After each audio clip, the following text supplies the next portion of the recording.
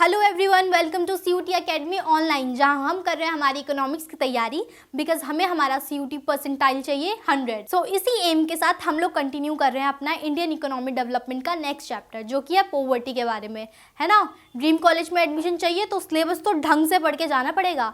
I know बहुत सारे बच्चे सोच रहे होंगे दैट दीदी बोर्ड्स में तो ये चैप्टर डिलीटेड था तो हम क्यों पढ़ रहे हैं। सही सोच रहे हो, बोर्ड्स में ये चैप्टर डिलीटेड है बट सीयूटी के सिलेबस का ये बहुत इंपॉर्टेंट चैप्टर है। एंड जो हमारी एनटीए है ना वो बहुत चालाक या फिर समझदार बोल सकते हो, उनको ये बात बहुत अच्छे से पता है दैट बच्चों ने ना बोर्ड्स वाले चैप्टर की तो घुट्टी बना के पी ली होगी, इसीलिए वो ज़्यादातर क्वेश्चंस किस में से देंगे, एडिशनल टॉपिक्स में से या फिर डिलीटेड टॉपिक्स में से। तो हमें उनको भी अच्छी तरीके से पढ़ के जाना है ना, तभी तो ड्रीम कॉलेज में एडमिशन मिलेगा। सो इसी एम के साथ हम करने जा रहे हैं अपने चैप्टर की शुरुआत। सबसे पहले हम लोग कंटेंट देख लेते हैं दैट आज के चैप्टर में हम लोग किन किन टॉपिक्स को कवर अप करने वाले हैं।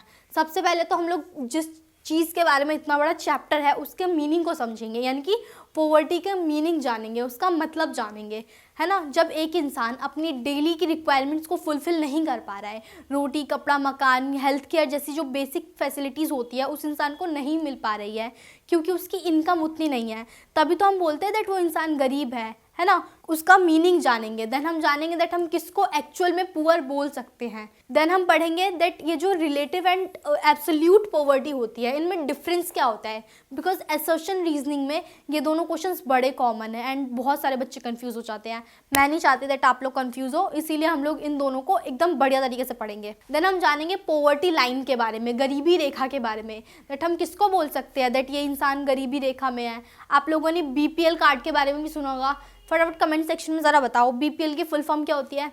वो तुम लोग वो वाला मत बताना, वो जो बचपन में चलता था यार, मेरे टाइम में चलता था, तुम्हारे टाइम में पता नहीं चलता या नहीं चलता। वो बीपीएल का था समथिंग, बुढ़ा पी के लुढ़ा क्या समथिंग, वो बहुत फ़नी हुआ करता था हमारे टाइम में।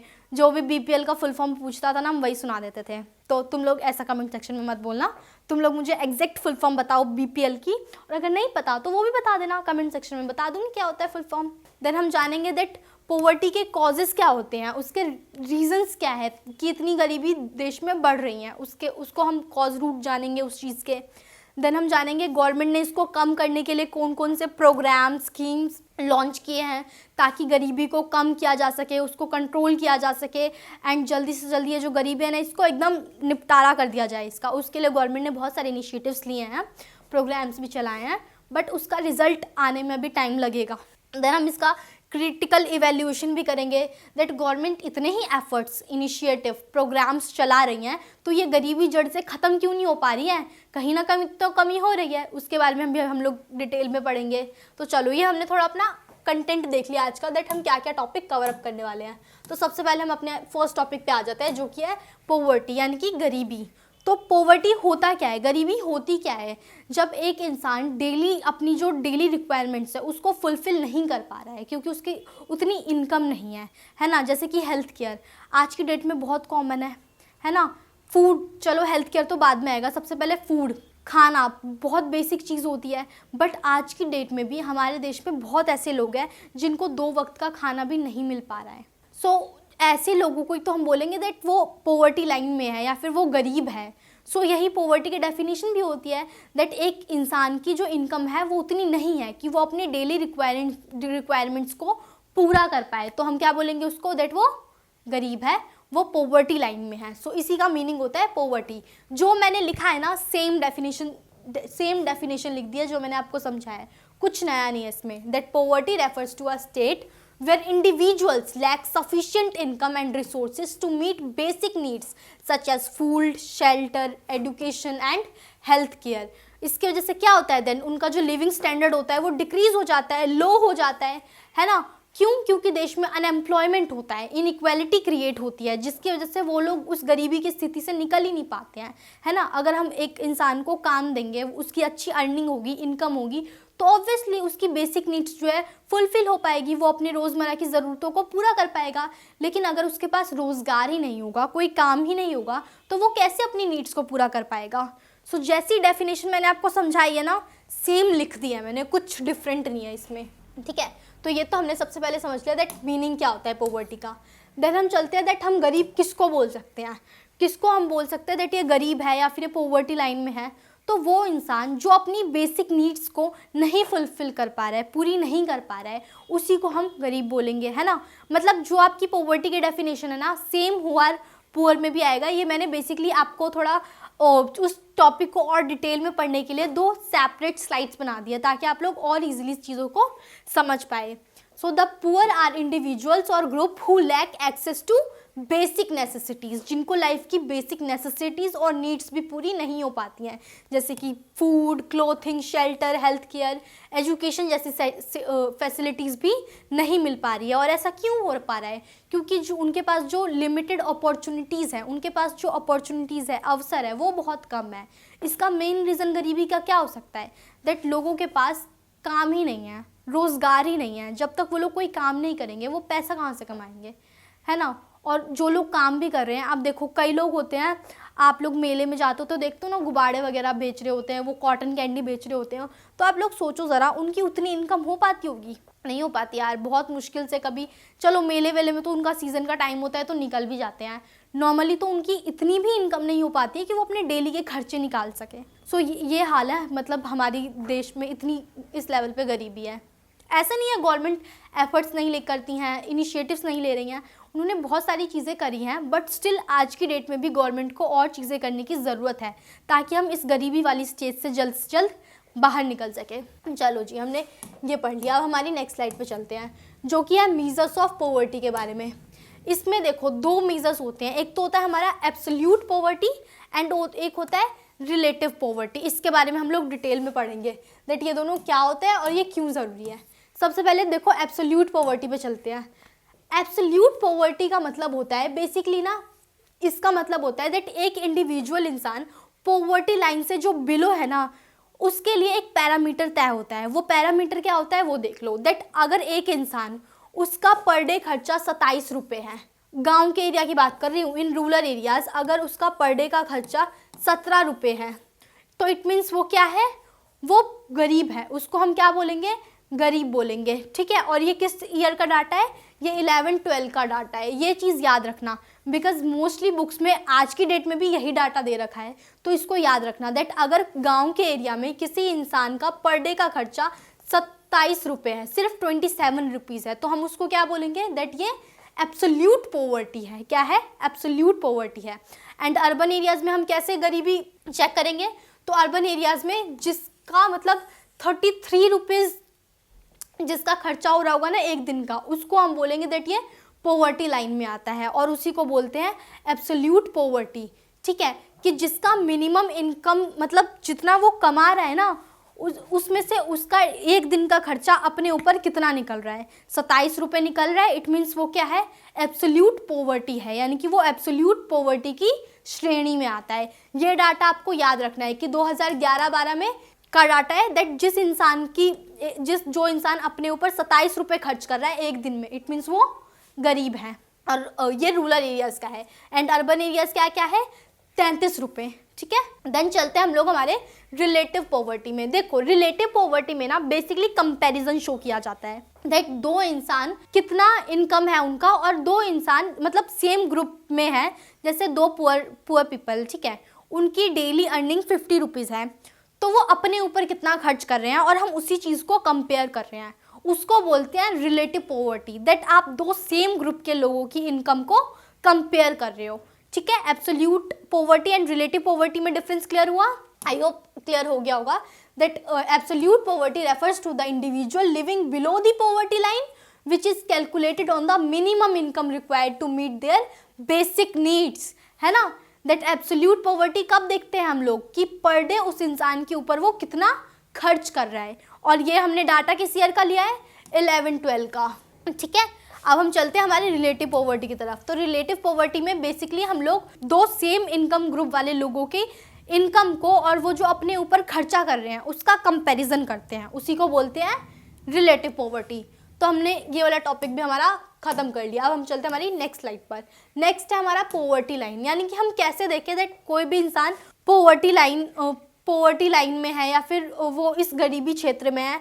तो देखो poverty line is the minimum income और consumption level required to meet basic necessities, यानी कि बेसिकली पोवर्टी लाइन एक ऐसा दायरा होता है जो किसी भी इंसान का हम इस वे में देखते हैं दैट उसकी जो बेसिक नीड्स है, बेसिक रिक्वायरमेंट्स है, वो फुलफिल कर पा रहा है, ठीक है। और वो हम कैसे देख सकते हैं, तो इंडिया में इसके लिए बेसिकली एक पैरामीटर यूज होता है, वो होता है दैट वो इंसान कितनी कैलोरी इनटेक कर रहा है और उसका क्या एक्सपेंडिचर है। कैलोरी इनटेक देख के कंफ्यूज मत हो जाना। कैलोरी इनटेक का मतलब है कि क्या वो न्यूट्रिशनल फूड ले रहा है ना, कहीं वो अंडर नरिश तो नहीं है। तो इसी चीज़ को हम लोगों ने पैरामीटर बना रहा है हमारा पोवर्टी लाइन कैलकुलेट करने के लिए। इस टॉपिक में आपको मतलब सेक्शंस बना के नहीं दिखाने हैं दैट न्यूट्रिशन वैल्यू कितना है। इसमें बेसिकली आपसे ये पूछा जा सकता है दैट पोवर्टी लाइन को आप किस वे में इंडिया में किस तरीके से इंडिकेट किया जाता है। तो उसके लिए 2 पैरामीटर यूज होते हैं।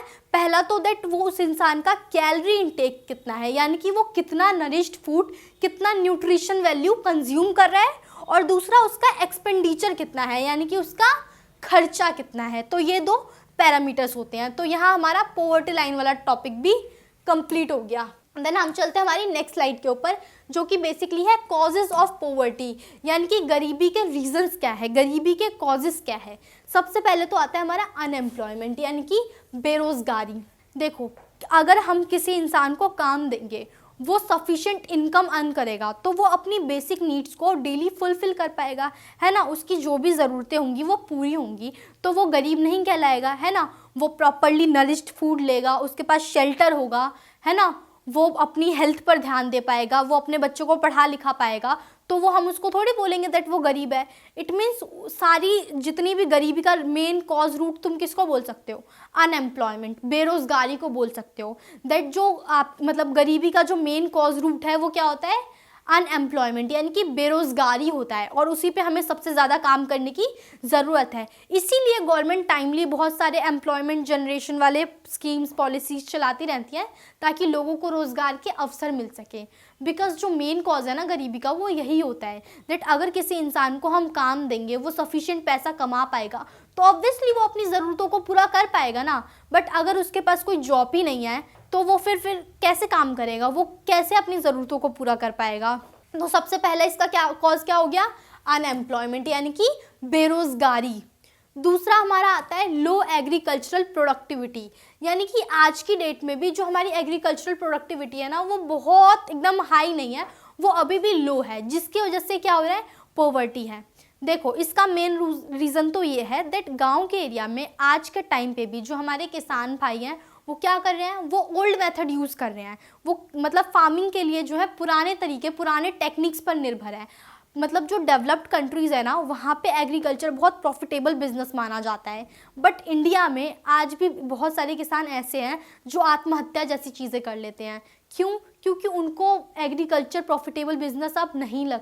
आप सोचो कितना डिफरेंस है। जहाँ डेवलप्ड कंट्रीज़ इस पर इन्वेस्ट कर रही है एग्रीकल्चर पे, वहाँ के लोग इसको प्रॉफिटेबल बिजनेस समझते हैं। वहीं इंडिया में क्या कर रहे हैं, लोग के बोल रहे हैं दैट एग्रीकल्चर से अब हम पैसा ही नहीं कमा सकते, हमें जो एक्चुअल प्रॉफिट होना चाहिए था वो हो ही नहीं पा रहा है ना। और इसके रीजंस हम लोगों ने बढ़िया तरीके से पढ़े थे एग्रीकल्चर वाले चैप्टर में, दैट वो क्यों हो पा रहा है। पहले तो वो लोग मनी लेंडर से परेशान है ना, बेचारे डेप्थ ट्रैप में फंस जाते हैं, यानी कि कर्ज जाल में फंस जाते हैं।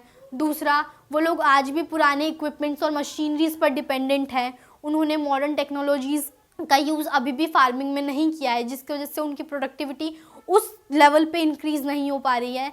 तीसरा, उन लोगों को एक्चुअल में नॉलेज ही नहीं होता दैट मार्केट में क्या चल रहा है, मार्केट प्राइस क्या है, जिसकी वजह से जो मनी लेंडर्स होते हैं, जो ट्रेडर्स होते हैं, वो क्या करते हैं, उनको मैनिपुलेट करते हैं, उनको अपनी बातों में फंसाते हैं, कम रेट पर उनका प्रोडक्शन अर्न कर लेते हैं, कम प्रोडक्शन पे जो मतलब कम रेट पे उनका प्रोडक्शन क्या करते हैं, बाई कर लेते हैं। तो इन सारी चीज़ों का अफेक्ट किस पे होता है, किसान पे ही तो हो रहा है ना, जिसकी वजह से वो क्या बनता जा रहा है, धीरे धीरे वो गरीबी मतलब पोवर्टी लाइन में आता जा रहा है। उसकी जो रोज़मर्रा की ज़रूरतें हैं वो भी पूरी नहीं हो पा रही हैं। देन हमारा आ गया इनइक्वालिटी, दैट समाज में ना इनइक्वालिटी भी एक रीज़न है जिसकी वजह से जो ये गरीबी है ना, ये बढ़ती जा रही है। देखो, इनइक्वालिटी का मतलब यहाँ पे ये है दैट गरीब और अमीर का जो मतलब बीच का गैप है ना, वो टाइम के साथ और ज़्यादा बढ़ता जा रहा है। यानी कि जो गरीब है वो और गरीब होता जा रहा है, और जिसके पास पैसा है वो और ज़्यादा पैसा कमा रहा है। इट मीन्स जो मिडिल क्लास है ना, वो भी धीरे धीरे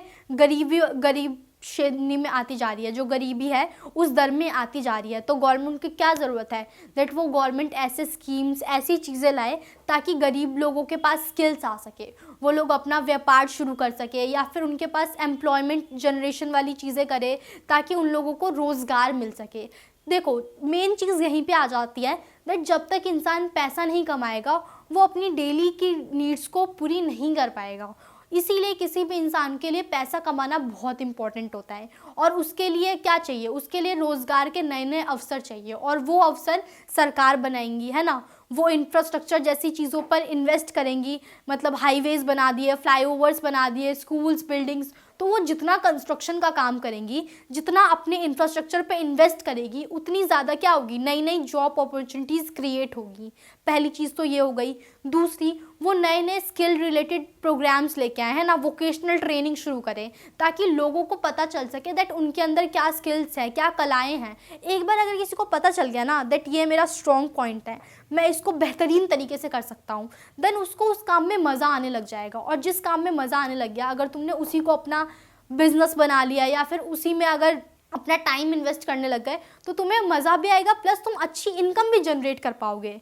तो आज की डेट में गवर्नमेंट को ऐसे स्कीम्स, पॉलिसीज़, प्रोग्राम्स पर इन्वेस्ट करने की ज़रूरत है ताकि वो maximum number of job opportunities create कर पाए, और ये जो पॉवर्टी है ना वो जल्द से जल्द ख़त्म कर पाए।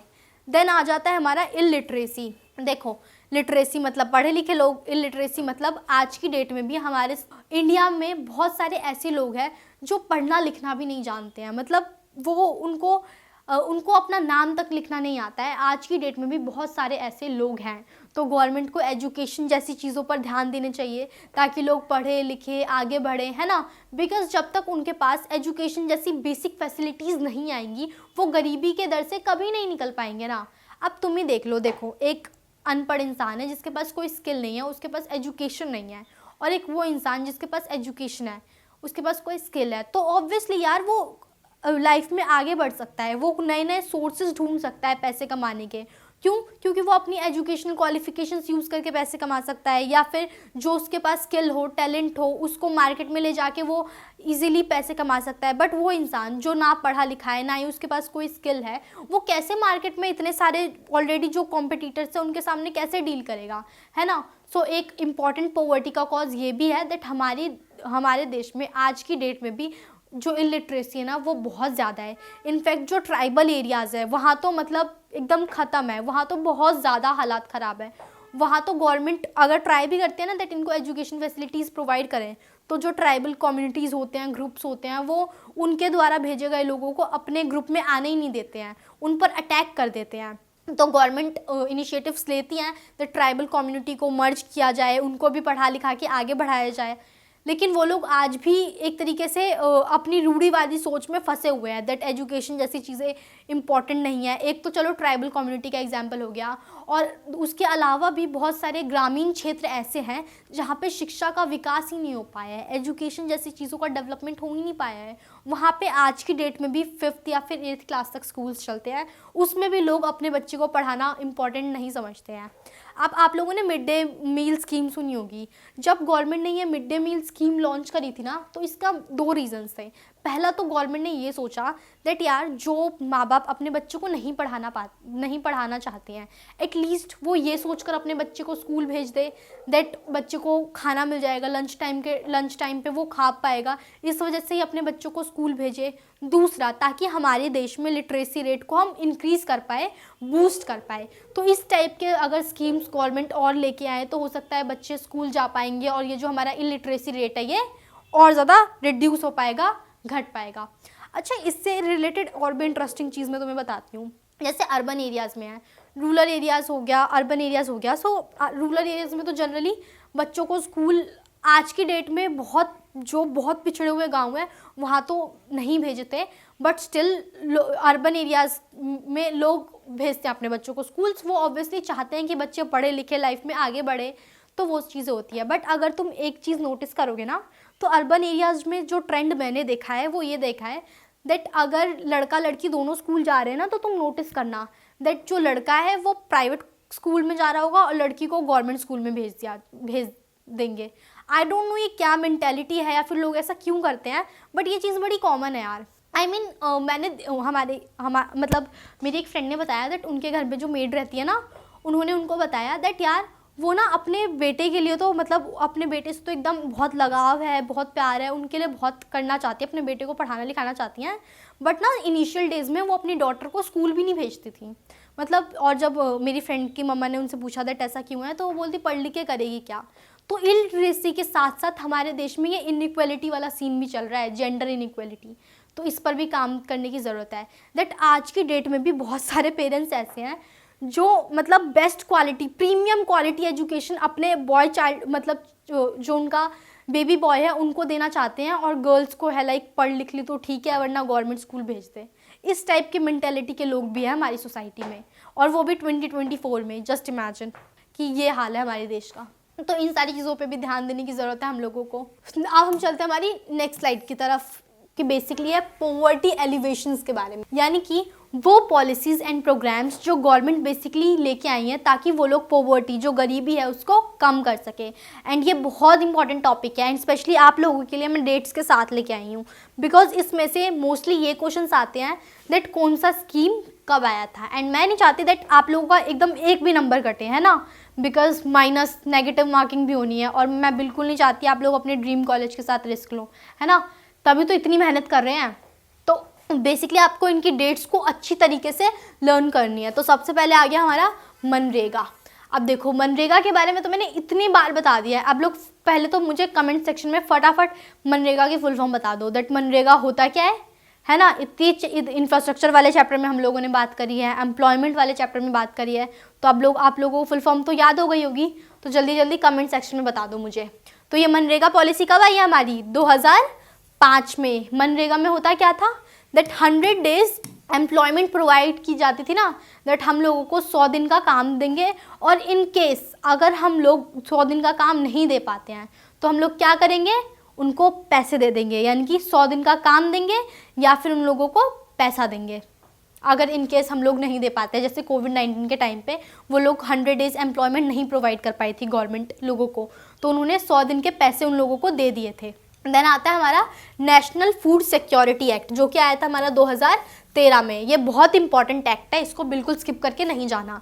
अब इस एक्ट में बेसिकली क्या कहा था गवर्नमेंट ने दैट हम लोग ना रूरल एरियाज़ के 75% लोगों को, रूरल एरियाज़ के 75% लोगों को और अर्बन एरियाज़ के 50% लोगों को सब्सिडाइज्ड रेट पर फूड ग्रेन्स प्रोवाइड करेंगे। यानी कि जो मार्केट प्राइस पर जो भी फूड ग्रेन्स चल रहा होगा ना, उससे कम रेटों पे हम 50% लोगों को देंगे अर्बन एरियाज़ में, एंड 75% लोगों के देंगे रूरल एरियाज़ में, ताकि लोगों को प्रॉपरली फूड ग्रेन्स अच्छे रेट पे भी मिल जाए और उनको अपनी हेल्थ के साथ कोई कॉम्प्रोमाइज़ ना करना पड़े।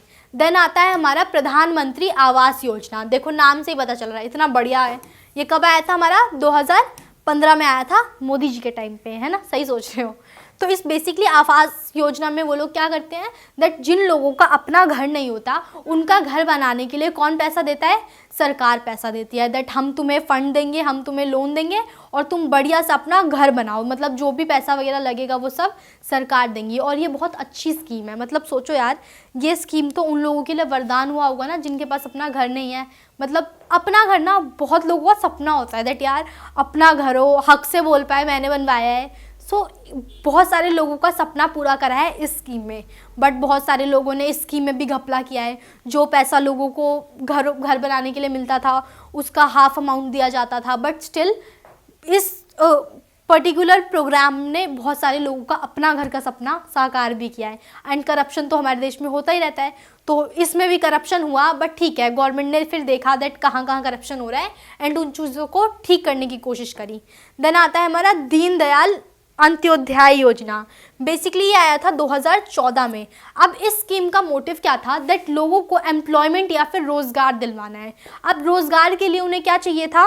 रोज़गार के लिए या तो उनके पास 2 ऑप्शंस थे, या तो उन्हें कोई स्किल सिखाया जाए ताकि वो मार्केट में जाकर अपने स्किल को यूज़ करके पैसा कमा सके, या फिर उनके बिज़नेस रन करने में उनको पैसे वैसे फंड वगैरह दिए जाए ताकि वो लोग अपना बिज़नेस रन कर पाए। और यही था इस योजना में, दैट लोगों को ना आत्मनिर्भर करने के लिए उनको नए नए स्किल्स सिखाए जा रहे थे, वोकेशनल ट्रेनिंग्स रन की जा रही थी, लोगों के बिजनेस में हेल्प किया जा रहा था, और ये सारा गवर्नमेंट कर रही थी बेसिकली। देन आता है हमारा पीडीएस यानी कि पब्लिक डिस्ट्रीब्यूशन सिस्टम।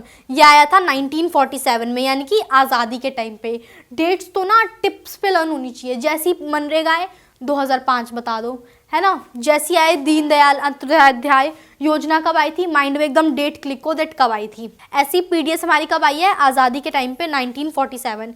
ये इसमें बेसिकली पीडीएस में क्या होता है, सब्सिडाइज्ड रेट पर आप लोगों को राशन मिलता है। बेसिकली आप लोगों को नहीं, जिनके पास राशन कार्ड होते हैं उनको राशन मिलता है सब्सिडाइज्ड रेट पर, जो मार्केट प्राइस से तो बहुत लो होता है, और जो बेसिक कमोडिटीज़ होते हैं ना उनके प्राइसेस तो एकदम लो कर दिए जाते हैं ताकि हर कोई उसको अफोर्ड कर सके, और ये बहुत अच्छा स्कीम है। बट इसका सबसे बड़ा ड्रॉबैक ये है दैट जिन लोगों तक ये स्कीम पहुंचनी चाहिए थी उन लोगों तक ये स्कीम पहुंची नहीं, उनके अलावा बहुत सारे लोगों ने इसका मिसयूज़ किया। अब मिसयूज़ क्या किया, देखो दिल्ली में ना ऐसे बहुत सारे लोग हैं जो अफोर्ड कर सकते हैं ये राशन, मतलब जो फूड ग्रेन्स जैसी चीज़ों को आसानी से अफोर्ड कर सकते हैं, बट स्टिल यार उनके राशन कार्ड बने हुए हैं। क्यों बने हुए हैं, आई डोंट नो। बेसिकली उन्होंने घूस दे के बनवाए होंगे, है ना, या फिर कुछ चक्कर चलाया होगा ताकि उनका राशन कार्ड वगैरह बन जाए, बट ये बहुत गलत तरीके होते हैं। तुम यार किसी गरीब का हक मार रहे हो, अगर तुम अफोर्ड कर सकते हो तो खरीद कर खाओ, otherwise I don't think so किसी गरीब का हक मारकर खाना कोई अच्छी हैबिट हुई। तो अगर कोई इंसान अफोर्ड कर सकता है तो उसे इस पीडीएस जैसी सिस्टम का यूज़ नहीं करना चाहिए, बिकॉज ये बेसिकली सोशल वेलफेयर के लिए और मेनली गरीब लोगों के लिए बनाया गया था, जो लोग वो चीज़ें अफोर्ड नहीं कर पा रहे थे, ताकि उनकी सेविंग्स हो पाए। वो लोग जो पैसा अपने खाने पीने में या फिर बहुत लार्ज अमाउंट ऑफ चीज़ें एक्सपेंसिव चीज़ों में लग रहे थे, वो उनका सेव हो सके और वो किसी और चीज़ों में वो काम कर सके। बट इसका सबसे बड़ा ड्रॉबैक यही था दैट ये इसका मिसयूज़ बहुत हुआ। जिन लोगों को एक्चुअल में इसकी नीड थी उन लोगों तक ये उस नंबर में नहीं पहुंच पाया, और मतलब अच्छे खासे लोग जो चीज़ें अफोर्ड कर सकते थे ना, उन्होंने भी अपने राशन कार्ड वगैरह बनवा रखे हैं और मज़े से यूज़ कर रहे हैं सब्सिडाइज रेट पर सारा सामान, जो कि नहीं होना चाहिए था। सो वैसे ये पॉलिसी बढ़िया है, लेकिन इसका ड्रॉबैक यही है दैट इसकी जो रीच थी ना, जैसी पहुंचनी चाहिए थी लोगों तक, उस टाइप से नहीं पहुंच पाई। और ये कब आई थी, 1947। इसकी डेट तो याद ही रख लेना, पीडीएस इसकी क्या सबकी याद रखना बहुत इंपॉर्टेंट है। और ये स्पेशली मैं वही प्रोग्राम्स लाई हूँ जो आपके सीयूटी एग्जाम में आ चुके हैं या फिर आने वाले हैं। आने वाले इन द सेंस आपके 2025 में जो सीयूटी एग्जाम्स होने वाले हैं, उस पॉइंट ऑफ व्यू से ये बहुत इंपॉर्टेंट डेट्स है, तो इसको ढंग से पढ़ के जाना। देन हम चलते हैं हमारी नेक्स्ट स्लाइड की तरफ। तो आगे नेक्स्ट आ गया हमारा प्रधानमंत्री जनधन योजना, है ना, जिसके तहत बेसिकली लोगों को बोला जाता था दैट आप अपने सेविंग अकाउंट ओपन करिए, है ना, आप जितना पैसा इसमें रखेंगे हम उसके ऊपर आपको रेट ऑफ इंटरेस्ट देंगे। तो ये बहुत अच्छा इनिशिएटिव है ताकि लोग सेव करना शुरू करें और सेव किया हुआ पैसा फ्यूचर में यूज़ करें। और इसके ऊपर अलग अलग चीज़ें लोगों को प्रोवाइड की जाती थी दैट अगर आप इसमें अपना मतलब अकाउंट वगैरह खुलवाते हैं तो हम आपको एडिशनल बेनिफिट भी देंगे। तो ये कब आया हमारा, ये आया है 2014 में, है ना। सो आवास योजना कब आया था, 2015 में, और ये कब आया है, 2014 में। नेक्स्ट आता है हमारा इंटीग्रेटेड रूरल डेवलपमेंट प्रोग्राम। ये IRDP के नाम से आएगा, कंफ्यूज मत हो जाना। जनरली एग्जाम में इसी नाम से दिया जाता है एंड इसकी फुल फॉर्म पूछी जाएगी या फिर बोला जाएगा बताओ ये कब आया है। तो फुल फॉर्म हो गया integrated rural development programme, and ये कब आया है, 1980s के टाइम पे। अब इसमें बेसिकली क्या होता था ना, इसमें भी लोगों को अलग अलग स्किल्स सिखाई जाती थी एंड मार्केट रेडी बनाया जाता था ताकि वो मार्केट में जा सके, अपनी स्किल्स को यूज़ करके पैसा अर्न कर सके, ताकि जो उनका स्टैंडर्ड ऑफ लिविंग है वो हाई हो सके या फिर उसमें सुधार लाया जा सके। तो इन सारी चीज़ों में ये स्कीम काफ़ी अच्छा वर्क कर रहा था। वोकेशनल कोर्सेज वगैरह, वोकेशनल ट्रेनिंग जैसी चीज़ें रूरल एरियाज़ में बहुत अच्छे लेवल पे चलाई गई थी। देन आ गया हमारा नेशनल रूरल लाइवलीहुड मिशन। ये भी सेम था दैट लोगों को अलग अलग स्किल्स सिखानी है, एम्प्लॉयमेंट जनरेशन करना है ताकि लोगों को रोज़गार के नए नए अवसर मिल सके। तो ये भी सेम था ऑलमोस्ट। देन आता है हमारा सर्व शिक्षा अभियान, जो कि आया है 2001 में, दैट हमें मैक्सिमम लोगों तक एजुकेशन पहुंचानी है, एजुकेशन की इम्पॉर्टेंस समझानी है। बिकॉज आज की डेट में ना एजुकेशन में ना कुछ नहीं है यार। तुम लोग बहुत लकी हो, तुम्हें पढ़ने का मौका मिल रहा है। जस्ट सोचो ना दैट यार आज से कुछ साल पहले मतलब आज से 40-50 साल पहले तो बहुत सारे लोग ऐसे थे जिनको ये अपॉर्चुनिटी मिलती थी और आज की डेट में भी बहुत सारे ऐसे लोग हैं जो तरसते हैं पढ़ने के लिए, एजुकेशन जैसी बेसिक चीज़ उनके पास नहीं है। तुम लोग बहुत लकी हो दैट तुम्हारे पेरेंट्स तुम पे इन्वेस्ट कर रहे हैं, तुम्हें पढ़ा लिखा रहे हो, तो यार रिटर्न में उनको भी दो। रिटर्न में वो तुमसे एक्सपेक्ट ही क्या कर रहे हैं, बढ़िया रिजल्ट, है ना। ये देखो तुमसे वो रिटर्न में एक्सपेक्ट भी तुम्हारा ही ड्रीम कर रहे हैं दैट हमारा बच्चा जिस चीज़ के लिए इतनी मेहनत कर रहा है उसको वो ड्रीम कॉलेज मिल जाए। सो बढ़िया तरीके से प्रिपेयर करो और अपना ड्रीम कॉलेज लेके खुद भी एकदम हैप्पी हो जाओ और पेरेंट्स को भी कर दो, है ना। और सिलेक्शन के बाद मिठाई का डब्बा मेरे घर पे आना चाहिए। सो उन सारी चीज़ों पे ध्यान देना है। देन आ जाता है हमारा आयुष्मान भारत PMJAY, बेसिकली प्रधानमंत्री आयुष्मान प्रधानमंत्री वाला ये, कंफ्यूज मत हो जाना PMJAY क्यों लिखा है। तो ये आया था हमारा 2018 में। बेसिकली इस योजना के तहत जो 5 लाख तक का इलाज होता है वो गवर्नमेंट उठाती है। कौन उठाती है? गवर्नमेंट उठाती है, जिसका 60-40 रेशियो होता है, यानी कि 60 मतलब स्टेट गवर्नमेंट और सेंट्रल गवर्नमेंट जो है ना वो शेयर कर लेती है 60-40, ठीक है। और 5 लाख तक का जो इलाज होता है वो गवर्नमेंट उठाती है। मतलब जिस भी पर्टिकुलर फैमिली अगर कोई अपना आयुष्मान भारत वाला कार्ड यूज़ करे तो उसका 5 लाख तक का इलाज मुफ्त में होता है, क्योंकि वो सारा खर्चा कौन उठाता है? सेंट्रल एंड स्टेट गवर्नमेंट उठाती है, जिसका रेशियो क्या होता है? 60-40। चलो जी, ये भी हमने देख लिया कौन कौन से स्कीम्स एंड प्रोग्राम्स हैं, और इनकी डेट्स बहुत इंपॉर्टेंट है। मैं कॉन्टिन्यूसली बोल रही हूँ, डेट्स पर जोर देना एकदम बढ़िया तरीके से। अब चलते हैं नेक्स्ट स्लाइड पर, जो कि है basically drawbacks of poverty alleviations programme, यानी कि कमियां क्या क्या थी जिसकी वजह से ये उतनी अच्छी तरीके से इम्प्लीमेंट नहीं हो पाई और गरीबी अभी भी हमारे देश में है। सो उसके ड्रॉबैक्स के बारे में जान लेते हैं। सबसे पहले तो ड्रॉबैक हो गया that lack of proper targeting. देखो, यानी कि हम लोगों ने जो इतने सारे प्रोग्राम्स लेके आए हैं, पॉलिसीज़ लाए हैं, इतनी सारी योजनाएं पढ़ी, उन योजनाओं को ना कहीं तक जिन लोगों को एक्चुअल में नीड थी उन तक पहुंच ही नहीं पाए। Due to which reasons? Due to corruption, inefficiency and lack of proper identification. यानी कि करप्शन इतना था कि अगर मान लो कोई योजना आई है जिसमें 2 करोड़ 3 करोड़ का फंड आया है, तो जब तक एक्चुअल में उस फंड की ज़रूरत लोगों तक है ना, तब तक जो बीच के मिनिस्टर्स हो गए या फिर जो बीच में जो हमारे छोटे मोटे पदों पर लोग आते हैं, उन्होंने ही घपला करना शुरू कर दिया। इतना करप्ट है ना, मतलब उन्होंने बेसिकली पैसा मार लिया। तो एक्चुअल में जिन लोगों को ज़रूरत है उस अमाउंट की, उनको वो अमाउंट मिल ही नहीं पाया, है ना। तो सबसे बड़ा ड्रॉबैक तो हमारे सिस्टम में यही है दैट कोई सी भी स्कीम आए, पॉलिसी आए, प्रोग्राम आए, उसका जो एक्चुअल अमाउंट होता है ना वो लोगों तक पहुंच ही नहीं पाता है। ज़मीनी हकीकत वो बन ही नहीं पाता है कभी, क्योंकि करप्शन इतना है, इनएफिशिएंसी इतनी ज़्यादा है, और जिनको नीड होती है उसको भी उन तक भी नहीं पहुंचा पाती स्कीम्स। जैसे कि मैंने बताया पब्लिक डिस्ट्रीब्यूशन सिस्टम, PDS। अभी मैंने बताया ना दैट यार राशन कार्ड वो लोग भी बनवा के घूमते हैं जो अफोर्ड कर सकते हैं। भाई तुम क्यों बनवा रहे हो? तुम तो अफोर्ड कर सकते हो, खरीद के खाओ, मार्केट प्राइस पर चलो, बट नहीं, मिसयूज़ करना है।